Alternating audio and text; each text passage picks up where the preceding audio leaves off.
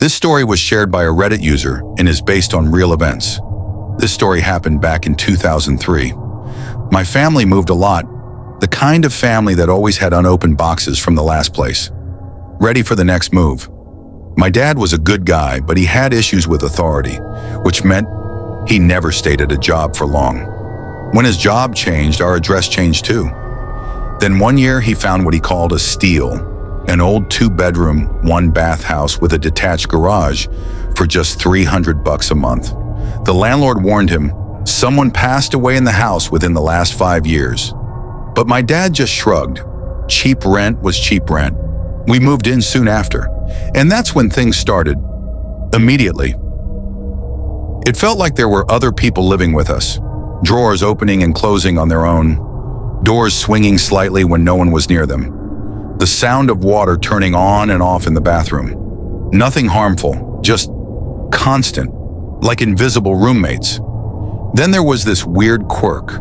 The front door had a keyhole on both sides. You couldn't even leave the house unless you had the keys. A week after we moved in, those keys vanished. Boxes everywhere. Chaos. My dad, already stressed, started yelling, accusing me of losing them. And right as he's shouting, we both hear the metallic clink of keys hitting the floor. Right in front of the couch. He froze, picked them up, mumbled something like, "Guess they fell," and left for work. Over the next few months, those stupid keys became the center of everything strange.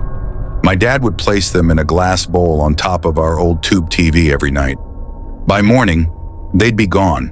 Sometimes we'd find them across the house. Once, inside a sealed box of pots and pans that we hadn't even unpacked. Someone, or something, had shoved them through the side hole of the box, almost like it was messing with us.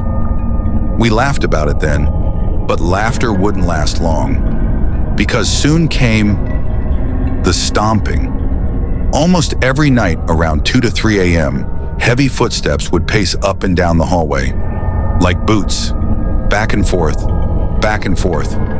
Even my dad admitted later that it freaked him out. I was about 8 years old, and one night I just snapped. I screamed into the dark hallway, "Stop stomping around! I need sleep, god damn it!" 15 seconds of silence. Then, loud 3 bangs came as if someone is knocking. Something charged down the hallway straight from my room. 3 deafening knocks slammed against my door, hard enough to shake the walls. My dad woke up instantly and called out, "You okay, buddy?" But I was frozen, shaking. I ran to the bathroom, but my body betrayed me halfway there. Let's just say, fear did its job. There was a trail. My dad found me crying, embarrassed, shaking on the toilet. He comforted me, told me, "If you ever feel uncomfortable, you can sleep in my room. Nothing can bug you when I'm around." A week later, something did bug us. Something that made us leave that house for good. Dad's girlfriend had been staying over more often. They had a little argument one night before bed. Nothing major. But around 3 a.m., she woke up screaming. She'd been dragged out of bed by her ankle, dragged down the hallway. She said she didn't even realize what was happening until she hit the floor. When she screamed, whatever it was, let go. She ran back to my dad, turned on the lights, shaking and crying. The next day, I was sent to stay at my aunt's house. My dad stayed behind alone while he searched for a new place. During those final weeks, he had some friends come over to help him pack, and every single one of them mentioned the same thing. The moment they stepped inside, they saw a small white dog walking around the living room. Except, we never had a dog. Yeah, that place was haunted, no doubt in my mind. Sometimes I still wonder if the people living there now hear the same stomping in the hall, or if whatever it was finally found peace. Oh, and here's a little bonus story. My dad's girlfriend once brought over a yoga ball. She told me I could play with it. Just be careful. So we were rolling it back and forth down the hallway.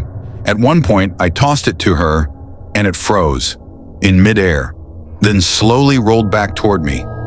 We just stared. She looked pale, and after a long moment, she whispered, "I don't want to play with it anymore." We never did. To this day, I still think about that old house, the noises, the keys, the stomping, and the small white dog that greeted every visitor. Some places Just don't let go.